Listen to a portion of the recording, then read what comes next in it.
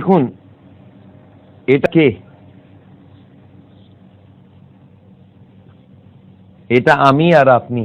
হার্টটা কোথায়? হার্টটা হলো এইখানে। হার্টের সাইজ কত বড়? হার্টের সাইজ হলো 300 গ্রাম, আপেলের মতো সাইজ। এই হার্টের কাজটা কি? পাম্প করা। পাম্প করবে কি? পাম্প করবে ব্লাডকে। কোথায়? পুরো শরীরে ব্লাডটা পাম্প করবে। হার্ট যখনও পাম্প করে পুরো শরীরে ব্লাডটা পৌঁছে যায়।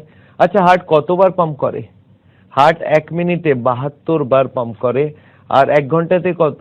72 ইন্টু 60, 4300 বার। আর 24 ঘন্টাতে 4300 ইন্টু 24, 1 লক্ষ বার। মনে রাখবেন, আপনাদের সবার হার্ট নেক্সট 24 আওয়ার্সের মধ্যে 1 লক্ষ বার পাম্প করবে। আচ্ছা, তার মধ্যে একটা ব্রেক দেওয়া যেতে পারে 2 মিনিটের? না, ব্রেক দিলে পেশেন্ট ইমিডিয়েট মারা যাবে। মনে রাখবেন, হার্ট যতদিন আপনি বেঁচে থাকতে চান প্রতিদিন 1 লক্ষ বার পাম্প করবে। দেখা যাক হার্ট কিভাবে পুরো বডিকে ব্লাডটা সাপ্লাই করে, রক্তটাকে সাপ্লাই করে। হার্টটাকে একটু বড় করে দেখাই আপনাকে। এই হলো হার্ট। আর এই হার্টটা যখন পাম্প করে, এখান থেকে একটা টিউব বেরিয়ে যায়। এখান থেকে একটা টিউব বেরোয়, আর এই টিউবটা 1 ইঞ্চ মোটা। 1 ইঞ্চ মোটা, আপনি বুঝতে পারেন? মোটামুটি এত মোটা একটা টিউব বেরোবে হার্ট থেকে। আর এই টিউবটা বেরিয়ে পুরো বডিকে ব্লাড সাপ্লাই করবে। আপনি দেখেছেন আপনার বিল্ডিং এর ওপরে জলের ট্যাঙ্ক রাখা থাকে, সেখান থেকে একটা পাইপ বেরোয়, আর ওই পাইপটা পুরো বিল্ডিং এ, এক একটা বাথরুমে, এক একটা কিচেনকে ব্লাড সাপ্লাই দেয়, জল সাপ্লাই দেয়। সেরকম ভাবে হার্ট থেকে একটা টিউব বেরোবে, আর এই পুরো বডিকে এক একটা করে ব্রাঞ্চ দেবে। দেখুন, প্রথম রাইট হ্যান্ডকে দিল, তারপরে ব্রেনকে দিল, তারপরে লেফট হ্যান্ডকে দিল। এই টিউবটা ঘুরে গেল, ঘুরে হার্টের পেছনে ঢুকলো, পেছন থেকে চেস্টকে সাপ্লাই করে পেটে এলো। পেটে এটা আগে স্টমাককে সাপ্লাই করবে, তারপরে লিভারকে সাপ্লাই করবে, দুটো কিডনিকে সাপ্লাই করবে দুদিকে, তারপরে স্মল ইন্টেস্টিন, লার্জ ইন্টেস্টিন সবকে সাপ্লাই করবে, তারপরে দুটো পাকে সাপ্লাই করবে। মানে একবার হার্ট পাম্প করে দিল, পুরো বডিকে ব্লাড পৌঁছে গেল। এই হলো হার্টের কাজ। আর এই ব্লাড থেকে পুরো বডি অক্সিজেন পায়। আচ্ছা, হার্ট যখন পুরো বডিকে ব্লাড দেবে, নিজের জন্য অক্সিজেন দরকার কি দরকার না? হ্যাঁ, হার্টকে নিজের জন্য অক্সিজেন দরকার। আর এই অক্সিজেনটা কোথা থেকে আসবে? হার্ট যখন পুরো বডিকে ব্লাড সাপ্লাইটা দেয়, তখন নিজের জন্য 3টে টিউব নিয়ে নেয়। আর এই 3টে টিউবের নাম হলো করোনারি আর্টারিজ। একটা রাইট সাইডে, এটাকে বলা হয় রাইট করোনারি আর্টারি, আর লেফট সাইডে দুটো। দেখুন, রাইটের একটা টিউব, এটার নাম লেখা হলো RCA, রাইট করোনারি আর্টারি। আর লেফটে দুটো। লেফটে প্রথমে একটা টিউব বেরোবে, আর তারপরে এটার দুটো ডিভিশন হয়ে যাবে। একটা পেছনের দিকে চলে গেল, আর একটা সামনের দিকে চলে গেল। সামনের দিকে যেটা চলে গেল সেটার নাম হলো LAD। এটাকে বলা হয় LAD। দেখুন, আপনাকে দুটো লেফট নামগুলো যদি দেখি, একটা হবে লেফট আর একটা হবে লেফট। এটা হলো অ্যান্টিরিয়ার ডিসেন্ডিং। অ্যান্টিরিয়ার মানে সামনের দিকে, ডিসেন্ডিং মানে নিচে নামবে। তাহলে এটা হলো LAD, লেফট অ্যান্টিরিয়ার ডিসেন্ডিং, এই সামনেরটা। আর হলো LCX, এটা ঘুরে যাবে হার্টের পেছনে, এই জন্য এটার নাম হলো LCX। এই 3টে টিউব থেকে হার্ট ব্লাড পায়। আর হার্টের অসুখের মানে কি জানেন আপনি? এর মানে হলো এই টিউবটার ভেতরে এখানে চর্বি জমে যায়, কোলেস্ট্রল জমে যায়, ফ্যাট জমে যায়, আর ধীরে ধীরে হার্টের ব্লাড সাপ্লাইটা কমে যায়। এটাকেই বলা হয় হার্টের অসুখ। আর এই অসুখটা এখন বিশ্বর সবথেকে বড় অসুখ। সেই অসুখে হার্টের ব্লাড সাপ্লাই ধীরে ধীরে কম হয়ে যায়, আর যেদিন বন্ধ হয়ে যাবে সেদিন হার্টটাও বন্ধ হয়ে যাবে, হার্ট অ্যাটাক হয়ে যায়। তাহলে এটাকে আপনাকে আরো ডিটেলে বোঝায়। হার্টের অসুখ কি সেটা বোঝা যাচ্ছে। এই ব্লকেজ কোন টিউবের ভেতরে, যেগুলো হার্টকে নিজের সাপ্লাই করে। এই টিউবগুলো কত মোটা ভাবুন তো। বাচ্চারা পেন্সিলে লিখে দেখেছেন? সেরকম হার্টের টিউবটা হয়, অত পাতলা, 3 থেকে 4 মিলিমিটারের টিউব। আর এই হলো ব্লকেজ। আচ্ছা, ভাবুন তো এই ব্লকেজটা কখন তৈরি হবে? কতদিন লাগবে এই ব্লকেজটা বানাতে? 1 উইক, 1 মাস, 1 বছর, 5 বছর, বছরের পর বছর। আপনাকে একবার ব্লকেজটা বানিয়ে দেখানো যাক। আচ্ছা, একটা কথা ভাবুন, ব্লকেজটা শুরু কখন হবে? বাচ্চা জন্মাবার সঙ্গে সঙ্গে ব্লকেজ শুরু হবে না। না, বাচ্চা জন্মাবে, ধীরে ধীরে বাড়বে।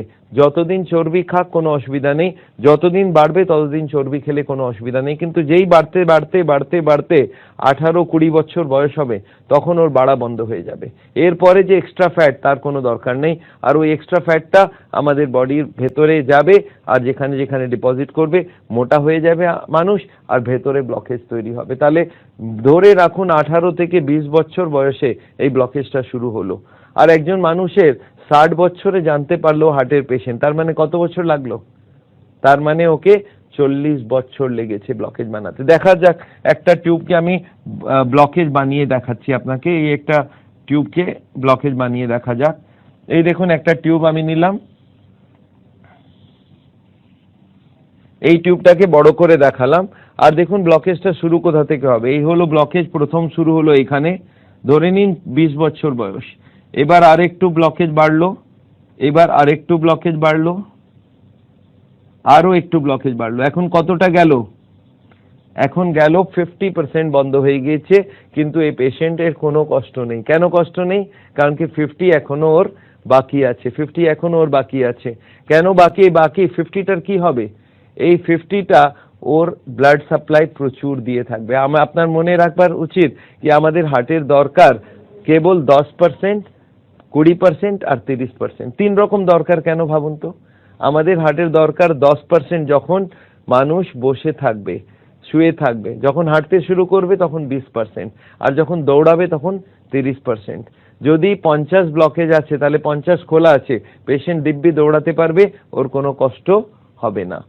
যেদিন পেশেন্ট 70 ব্লকেজ ক্রস করে যাবে, যেদিন পেশেন্ট 70-এর উপরে ব্লকেজ করে যাবে, সেদিন কষ্ট শুরু হয়ে গেল। কেন?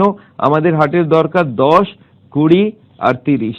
যেদিন 70-এর উপরে যাবে সেদিন পেশেন্ট এসে বলবে, স্যার আমি যদি দৌড়াতে থাকি তাহলে আমার বুকে ব্যথা হয়ে যাবে, আমি যদি হাঁটতে যাই যদি বুকে ব্যথা হয় তাহলে 80-এর উপরে ব্লকেজ, আর যদি বাথরুম যেতে যেতে ব্যথা হয়ে যায় তার মানে 90-এর উপরে ব্লকেজ।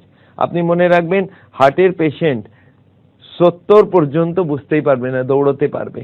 আচ্ছা, যেদিন একটা পেশেন্ট আমাকে এসে বলল, স্যার আমি যখন দৌড়াতে যাই আমার বুকে ব্যথা হয়, বুকে চাপ পড়ে, শ্বাসকষ্ট হয়, গলায় চোকিং মনে হয়, তখন আমি আমি জানতে পারি ওর পেশেন্টের 70-এর উপরে ব্লকেজ আছে। আর যেদিন বলে হাঁটতে গিয়ে সেম কথা, সেম কষ্ট, এই কষ্টটাকে আমাদের ভাষায় বলা হয় অ্যানজাইনা। আর এই কষ্টটা এলেই আমরা বুঝতে পারি 80-এর উপরে ব্লকেজ হয়ে গিয়েছে। আচ্ছা একটা কথা ভাবুন, আমার কাছে পেশেন্ট পৌঁছবে কবে? 70-এর আগে না 80-এর পরে? পেশেন্ট আমাকে 80-এর পরে এসে বলবে, স্যার আমার অ্যানজাইনা হচ্ছে, আমার কষ্ট হচ্ছে। এই জিনিসটা আপনাকে মনে রাখতে হবে। এই হলো হার্টের অসুখ। আচ্ছা ধরে নিন 20 ব্লকেজ শুরু হয়েছে আর এটা 60 বছরে ও জানতে পারলো হার্টের পেশেন্ট, তাহলে কত বছর লাগলো? 20 বছর, 20 থেকে শুরু করে 60 পর্যন্ত এটা ব্লকেজ হয়েছে, তার মানে 40 বছর লাগলো এই ব্লকেজটা বানাবার জন্য। আর এই 40 বছরে 80% ব্লকেজ, তার মানে 2% পার ইয়ার এই ব্লকেজটা বাড়বে। এই হলো হার্টের অসুখ। আচ্ছা একটা কথা ভাবুন, এই হার্টের অসুখ কতক্ষণে আপনি বুঝতে পারলেন? তার মানে হার্টের অসুখের মানে হলো কি হার্টের নিজের ব্লাড সাপ্লাইয়ের ভেতরে ব্লকেজ হয়ে যাচ্ছে, ধীরে ধীরে হার্টের ব্লাড সাপ্লাইটা কম হয়ে যাচ্ছে, এটা হলো হার্টের অসুখ। এখন এইটাকে বুঝতে কতক্ষণ লাগলো? 5 মিনিট লাগলো আপনার। কিন্তু যদি কোনো হার্টের হাসপাতালে হার্টের ডাক্তারকে গিয়ে কেউ পেশেন্ট বলে, স্যার আমি হাঁটতে গেলে বুকে ব্যথা, ওনারা এত ডিটেইলে ভালো করে বুঝিয়ে দেবেন না। না, ওনারা বলবেন আপনাকে করোনারি আর্টারি ডিজিজ হয়েছে। আচ্ছা করোনারি আর্টারি ডিজিজ বলে দিলে পেশেন্ট বুঝতে পারবে না? পেশেন্ট কিছুই বুঝতে পারবে না। আচ্ছা করণীয় কি? পেশেন্ট কি করতে পারে? আপনার কি মনে হয় পেশেন্ট নর্মাল লোকেরা করিয়ে নেবে? এটা কেউ করাবে না। আমি ভাবছিলাম আল্লাহ এরকম কোনো টেস্ট হোক যেখানে আমাদের তার ঢোকাতে হয় না, বিনা তার ঢুকিয়ে যদি ব্লকেজ ধরা পড়তে পারে। আর লাকিলি ফর ইউ একটা টেস্ট এসে গেছে, এটার নাম হলো সিটি অ্যানজিওগ্রাফি। এই টেস্টটা লাস্ট 5-6 বছরে ওয়ার্ল্ড ভরে খুব পপুলার হচ্ছে, যেখানে কিছু করতে হবে না, আপনি যান একটা টেবিলের উপরে শুয়ে যান, টেবিলটা ভেতরে যাবে মেশিনের উপর ভেতরে। আপনি শুনেছেন কখনো ব্রেনের সিটি স্ক্যান করায়? সেভাবে হার্টের সিটি স্ক্যান করা হয়। সেখানে আপনাকে শুইয়ে দিয়ে একটা ইনজেকশন দেওয়া হবে, একটা এক্সরে নেওয়া হবে, আর উইদিন 2 মিনিটস আপনি জানতে পারবেন আপনার ব্লকেজ কত আছে। আর এই পরীক্ষাটা কোনো কাটা ছেঁড়া বিনা পরীক্ষা, আর এর কস্টটাও খুব কম। এটা যদি আপনি দেখেন নর্মাল অ্যাঞ্জিওগ্রাফি থেকে অনেক অল্প দামে এই টেস্টটা করা যেতে পারে। তাহলে এই টেস্টটা আপনি নিশ্চয়ই করিয়ে নিতে পারেন। আমি কেউ আমার কাছে আসে, স্যার আমি আমার ব্লকেজ জানতে চাই, আমি বললাম আপনি নর্মাল অ্যাঞ্জিওগ্রাফি না করিয়ে আপনি সিটি অ্যাঞ্জিওগ্রাফি করান। আর এই সিটি অ্যাঞ্জিওগ্রাফিটার একটা প্রবলেম হয়ে গিয়েছে, কি বলুন তো, এর দাম কম, লোকে করাতে চায়, লোকে চায় এইরকম টেস্ট হোক, কিন্তু প্রবলেমটা কোথায়? প্রবলেম হলো আমাদের কার্ডিওলজিস্টরা যারা তার ঢুকিয়ে অ্যাঞ্জিওগ্রাফি করে তাদেরকে এই টেস্টটা পছন্দ হয় না। তাদেরকে গিয়ে জিজ্ঞাসা করবেন স্যার ওই বিনা তারের টেস্টটা কেমন, বলে ভালো না। আপনি বললেন স্যার ভালো না কেন? ওরা অ্যাডমিট করবে না, ওরা তার ঢোকাবে না, কোনো রিস্ক নেই, কমপ্লিকেশন নেই, তাহলে ভালো না আর কি মানে হলো? তখন ওরা বলেন ওটা অ্যাকিউরেট নেই। কিন্তু আপনি যদি ওনাদেরকে জিজ্ঞাসা করেন স্যার তাহলে ওই তার দিয়ে যে অ্যাঞ্জিওগ্রাফি করবেন সেটা অ্যাকিউরেট তো? হ্যাঁ ওটা খুব অ্যাকিউরেট। কিন্তু আপনাকে একটা কথা বলে যে তার দিয়ে অ্যাঞ্জিওগ্রাফি করে দেখবেন ওটাতেও ব্লকেজ 70, 80, 90 লেখা থাকে। আচ্ছা 70, 80, 90 রাউন্ড নাই কি? যদি ব্লকেজ অ্যাকিউরেটলি দেখতো তাহলে ওরা লিখতো 71.5, 73.9। যদি ব্লকেজ 70, 80, 90 থাকে তার মানে এটা কি? তার মানে ওই ব্লকেজটা আন্দাজে বলা হচ্ছে। আচ্ছা 70, 80-র মধ্যে কত বছরের ফরক? 5 বছর। 2% করে যদি ডেভেলপ করে 5 বছর, মানে 5 বছর আগে করে দিলে 5 বছর পরে করে দিলে পেশেন্ট বুঝতে পারবে না। তাহলে আপনি বুঝতে পারছেন অ্যাঞ্জিওগ্রাফিটাও অ্যাকিউরেট নয়, কিন্তু কার্ডিওলজিস্টরা এখনো তার ঢুকিয়ে অ্যাঞ্জিওগ্রাফি করতে চায়। এটা আমার মনে হয় আমাদের সাওলের মনে হয় এই টেস্টটা ঠিক না। বিনা কাটা ছিঁড়া করে যদি হার্টের অসুখ ঠিক হতে পারে বা হার্টের অসুখ বোঝা যেতে পারে এটাই সব থেকে ভালো। তাহলে এনিওয়ে আমরা এখন দুটো জিনিস বুঝলাম।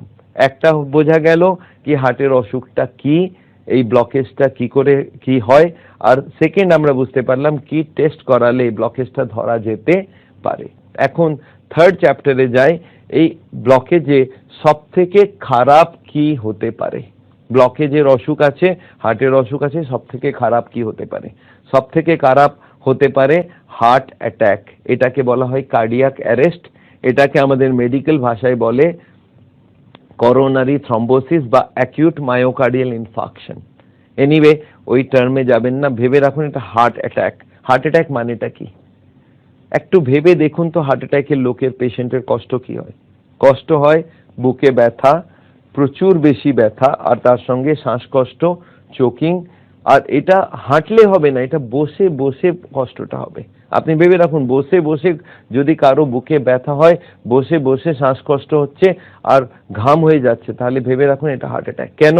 क्योंकि বসে বসে ওর দরকার কেবল 10% ব্লাড সাপ্লাই, সেটাও নেই। তার মানে কি ব্লকেজ মোটামুটি 100%। হার্ট অ্যাটাকের মানেই হলো ব্লকেজ 100%। এই 100% ব্লকেজটা হতে আপনি জানেন খুব কম সময় দরকার হয়। হার্ট অ্যাটাক একটা পেশেন্ট কালকে ঘুরে পেটে বেড়াচ্ছে আর আজকে ওর হার্ট অ্যাটাক হয়ে গেল, 1 মিনিট লাগে হার্ট অ্যাটাক হতে। তাহলে আপনাকে নিশ্চয়ই আমার কাছে জিজ্ঞাসা করতে হবে স্যার এই হার্ট অ্যাটাকটা যেখানে 100 ব্লকেজ দরকার সেটা কি করে সাডেনলি হয়ে যায়? তাহলে আপনাকে আবার বোঝাই হার্ট অ্যাটাকটা কি করে হয় আর 2 মিনিটে কি করে হবে। যদি কারো 80 ব্লকেজ থাকে, ওকে 100 যদি করতে হয় তাহলে তো 10 বছর লাগা উচিত 2% করে বাড়াতে থাকলে, কিন্তু দেখা গেল 2 মিনিটের পরে হার্ট অ্যাটাক হয়ে গেছে। তাহলে কি করে হার্ট অ্যাটাকটা হয় একটু বুঝে নি। দেখুন হার্টের যে ব্লকেজটা আছে এর উপরে একটা পর্দা থাকে। এই যে পর্দাটা এটাকে বলা হয় ইন্টিমাল মেমব্রেন। আর যদি ব্লকেজ বাড়তে থাকে তাহলে পর্দাটার কি হবে বুঝতে পারছেন? পর্দাটা ধীরে ধীরে টান পড়বে, আর পর্দাটা টান পড়তে পড়তে একদিন পর্দাটা ছিঁড়ে যাবে। আর ছিঁড়ে যাওয়ার সঙ্গে সঙ্গে কি হবে জানেন তো? এখানে এখানে কি যায়? এখানে যাচ্ছে ব্লাড, এখানে যাচ্ছে রক্ত। এই রক্তটার মধ্যে যেই ছিঁড়ে গেল এখান থেকে কিছু কেমিক্যাল রিলিজ হয় আর রক্তর সঙ্গে মিক্স হয়ে রক্তটা জমাট বেঁধে যায়। আর রক্ত জমাট বেঁধে গেলে এটাকে বলা হয় ক্লট। আর এখানে একটা যদি ক্লট এসে গেল, এখন কত ব্লকেজ হয়ে গেল ভাবুন আপনি। এটা হয়ে গেল 100% ব্লকেজ। এটাকে বলা হয় হার্ট অ্যাটাক। এই হার্ট অ্যাটাকটা হলে কতক্ষণ লাগলো বুঝতে পারছেন? এই ক্লটিং হতে যতক্ষণ টাইম লাগে। আচ্ছা ক্লটটা হলো কেন? কেমিক্যাল রিলিজ হলো। কেমিক্যাল কেন রিলিজ হলো? পর্দা ছিঁড়ে গিয়েছে। পর্দা কেন ছিঁড়লো? ব্লকেজ বাড়ছিল। মানে হার্টের পেশেন্ট যদি ব্লকেজকে বাড়াতেই থাকে এক না একদিন পর্দাটা ছিঁড়বে, হার্ট অ্যাটাক হবে। তাহলে আপনি ভেবে দেখুন কি করা উচিত যাতে হার্ট অ্যাটাক না হয়। একজন আমাকে জিজ্ঞাসা করলো স্যার কি করা উচিত, আমি বললাম, আমি আপনাকে জিজ্ঞাসা করছি, আপনি বলুন আমাকে। বললো কি? আমি বললাম একটা নোটের তোড়া আছে, তাতে রাবার ব্যান্ড লাগানো আছে, আমি নোট ঢুকিয়ে যাচ্ছি, তাহলে রাবার ব্যান্ডটার কি হবে? বললাম ছিঁড়ে যাবে। আমি বললাম এখন আমাকে বলুন কি করলে রাবার ব্যান্ড না ছেড়ে। বলে স্যার তাহলে এখন কি আপনি নোট ঢুকিয়ে যাচ্ছেন? মানে ঢুকিয়ে যাচ্ছি, রাবার ব্যান্ড ছিঁড়তে পারে। বলে স্যার এখনো ছেড়েনি। আমি বললাম না এখনো ছেড়েনি। তাহলে স্যার এখন নোট ঢোকানো বন্ধ করে দিন। তার মানে কি, ব্লকেজ যদি বাড়ানো বন্ধ করে দেন তাহলে পর্দাটা ছিঁড়বে না, হার্ট অ্যাটাক হবে না। আর ওই পেশেন্ট আরেকটা কথা বলে, স্যার আরো ভালো হয় যদি কিছু নোট বার করে নিন, যদি কিছু এখান থেকে চর্বি বার করে নেওয়া হয় তাহলে রাবার ব্যান্ডটা ঢিলে হয়ে যাবে আর কখনো হার্ট অ্যাটাক হবে না।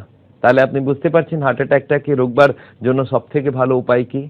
কি ব্লকেজ বাড়ানো বন্ধ করো আর ব্লকেজটাকে কম করা শুরু করে দিন, তাহলে হার্ট অ্যাটাক কখনো হবে না। এটাকে আমরা বলি প্রিভেনশন অফ হার্ট ডিজিজ। যদি ব্লকেজকে বন্ধ করে দিলেন বাড়ানো, আর রিভার্সাল মানে ব্লকেজটাকে কম করা যেতে পারে। তার মানে হার্টের পেশেন্ট যদি ব্লকেজকে বাড়ায় না আর কম করতে থাকে, রিভার্স করতে থাকে, তাহলে ওর হার্ট অ্যাটাকের চান্স একদম শেষ হয়ে যাবে। আর এটাই আমি হার্টের পেশেন্ট, আমাদের দর্শকদের যাদের হার্টের পেশেন্ট আছেন তাদেরকে বলবার জন্য আমি এই ক্লাসটা করছি, কিভাবে পেশেন্ট হার্টের অ্যাটাকে চলে যায় আর কি করলে হার্ট অ্যাটাকটা কখনো হবে না। এনিওয়ে, তাহলে আপনি এখন তিনটে জিনিস বুঝতে পারলেন, হার্টের অসুখ কি, হার্টের অসুখের কি কি টেস্ট করা যেতে পারে, আর হার্ট অ্যাটাক ব্যাপারটা কি, হার্ট অ্যাটাকটা কি করে হয়, আর কি করে হার্ট অ্যাটাকটাকে রোকা যেতে পারে। এখন আসা যাক ফোর্থ চ্যাপ্টারে, স্যার কি করা উচিত যাতে ব্লকেজ না বাড়ে আর ব্লকেজ রিভার্স হয়। এর জন্য আমার মনে আছে একবার আমি জিজ্ঞাসা করলাম একটা মানুষকে, খুবই বুদ্ধিমান লোক, ওকে আমি জিজ্ঞাসা করলাম স্যার কি করা উচিত যাতে ব্লকেজ বেড়ে না যায়, ব্লকেজ কমে যায়। উনি আমাকে একটা সিম্পল কোশ্চেন জিজ্ঞাসা করলেন, স্যার এই যে কালো কালো আপনি ড্র করেছেন যেটা ব্লকেজ, এই ব্লকেজটা কি মেটেরিয়াল দিয়ে তৈরি? আমরা তাহলে কি করবেন? বলে এই মেটেরিয়ালের সাপ্লাই বডিতে বন্ধ করে দেব। আপনি বুঝতে পারছেন কত সিম্পল জিনিস। এই যে ব্লকেজ যেটা আছে কি দিয়ে তৈরি হয় এই ব্লকেজটা, আর যদি আমরা এটা জানতে পারি এই ব্লকেজটা কি দিয়ে তৈরি আছে, ওই দুটোর সাপ্লাই যদি বন্ধ করে দিই তাহলে ব্লকেজ কখনো হবে না আর ব্লকেজ বাড়বে না। তাহলে এই কি জিনিস জমে সেটা আপনাকে বোঝাতে চাই। দুটো জিনিস জমে, একটার নাম হলো কোলেস্টেরল আর একটার নাম হলো ট্রাইগ্লিসারাইডস। আপনি শুনে থাকবেন দুটো নাম। কোলেস্টেরলটা তো খুবই কমন নাম, প্রতিটা মানুষ শুনেছে, কোলেস্টেরল জমে যায় হার্টের ভেতরে। তাহলে এই দুটো জিনিসের নাম এখন মনে রাখতে হবে, একটার নাম হলো কোলেস্টেরল আর একটার নাম হলো ট্রাইগ্লিসারাইডস। ট্রাইগ্লিসারাইডস এই দুটো আইটেম যদি আপনার রক্তর ভেতরে বেশি থাকে তাহলে ওটা ব্লকেজ তৈরি করবে। তাহলে হার্টের পেশেন্টের প্রথম কি করা উচিত? এই দুটোকে বোঝা উচিত। আপনার রান্নাঘরের মধ্যে এই দুটো জিনিস যদি থাকে আর এটা যদি আপনি খান তাহলে ব্লকেজ বাড়তে থাকবে, আর ব্লকেজ যদি বাড়ে একদিন হার্ট অ্যাটাক হবে। তাহলে এখন এই দুটোকে বোঝা যাক, কোলেস্টেরল কি আছে, ট্রাইগ্লিসারাইড কি আছে। তাহলে শুরু করি। এখন এই ট্রাইগ্লিসারাইড ব্যাপারটা কি? ট্রাইগ্লিসারাইড আপনাদের সবার রান্নার ঘরের মধ্যে থাকবে, আর এটার বাড়ির নাম, এটা যেটা বাসার নাম, সেটার নাম হলো তেল। কোন তেল? যত রকম তেল আছে, চাহে সয়াবিন তেল হোক, চাহে মাস্টার্ড অয়েল হোক, চাহে কার্নোলা অয়েল হোক, চাহে সূর্যমুখী তেল হোক, চাহে জাইতুং তেল হোক, বা তিলের তেল হোক, বা গ্রাউন্ডনাট চিনে বাদামের তেল হোক, যে কোনো তেল, আর আজকাল রাইস ব্রান অয়েল, এই যত রকম তেল বাজারে আছে সবগুলোর একটাই নাম, সেটা হলো ট্রাইগ্লিসারাইডস। এই ট্রাইগ্লিসারাইড, এই তেলটাকে কোথাও জমতে দেখেছেন আপনি? কোথায় দেখেছেন ভাবুন। আপনি কিচেনের ভেতরে ঢুকে যান, রান্নাঘরে যেখানে গ্যাসের চুলাটা রাখা আছে, পুরো দিন খাবার তৈরি হবার পরে ওই চুলাটার পাশের দেওয়ালে হাত লাগাবেন, দেখবেন হাতে চিপচিপ করছে। এটা আবার চিপচিপ কি করছে? এটা তেল জমে গিয়েছে ওখানে। আর আপনি দেখবেন মহিলারা সাবানের জল করে সন্ধ্যেবেলা ওই দেওয়ালটাকে পরিষ্কার রাখেন। একজন ভদ্রমহিলাকে আমি বললাম আপনি 1 মাস পর্যন্ত সাফ করবেন না, দেখা গেল লেয়ার বাই লেয়ার তেল জমে যাচ্ছে। আর এই লেয়ার বাই লেয়ার তেল আপনি এক্সস্ট ফ্যানে পাবেন, আপনি চিমনির ভেতরে পাবেন। আর এই সেম তেলটা হার্টের ভেতরে যদি জমে যায়, আপনি বুঝতে পারছেন কি হবে? তাহলে ওনার ভেতরে এই ব্লকেজ জমে যাবে। তাহলে হার্টের পেশেন্টদেরকে আমি কি বোঝাবো? হার্টের পেশেন্টের স্ত্রীকে কি বোঝাতে হবে কি কোনো খাবারে তেল দেবেন না, কোনো তেল দেবেন না। মনে রাখবেন প্রতিটা তেলের মধ্যে খুব একটা বড় ডিফারেন্স নেই। আপনি দেখেছেন জলের বোতল পাওয়া যায়, একটাতে লেখা থাকে মাম, একটাতে লেখা থাকে স্পা, একটাতে আরো কিছু বিসলেরি। আপনি মনে রাখবেন ওর ভেতরে একই জিনিস আছে, সেটা হলো H2O, কিন্তু নামগুলো ডিফারেন্ট, কোম্পানি ওয়াইজ নামের ডিফারেন্স আছে। মনে রাখবেন প্রতিটা তেলের মধ্যে জিনিস একই, সেটা হলো ট্রাইগ্লিসারাইডস। আর এই ট্রাইগ্লিসারাইডটা যদি রক্তের ভেতরে থাকে, খাবার ভেতরে থাকে, ব্লকেজ বাড়বে। তাহলে আমি কি চাই হার্টের পেশেন্ট থেকে কি বিনা তেলের রান্না শুরু করে দিন। এখন বিনা তেলের রান্না বলতেই লোকে ঘাবড়িয়ে যায়, স্যার তেল ছাড়া কি করে হবে? আচ্ছা একটা কথা বলুন, তেল কেন কেন তেল দেওয়া হয় খাবারে?